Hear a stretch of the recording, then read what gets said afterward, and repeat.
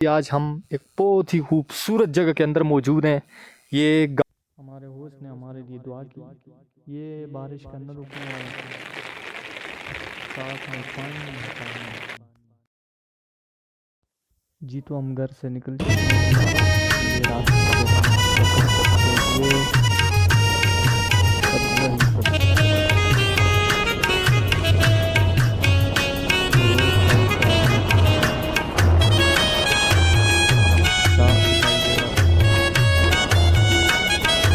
आज हम एक बहुत ही खूबसूरत जगह के अंदर मौजूद हैं। ये गांव है जो केपीके के अंदर वाक़ई है और साइडों पे आप देख रहे हैं ये बहुत प्यारे प्यारे और खूबसूरत ग्रीन किस्म के पहाड़ हैं और उनके बीचों बीच हम हैं। और ये देखें आप साइडों पे बहुत ही खूबसूरत नज़ारे हैं यहाँ के।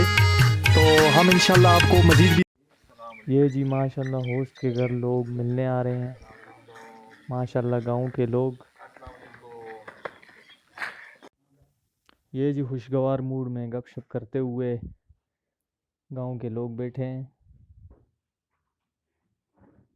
हमारे लिए दुआ की गई, व्लॉग के लिए खुसूसी दुआ की गई।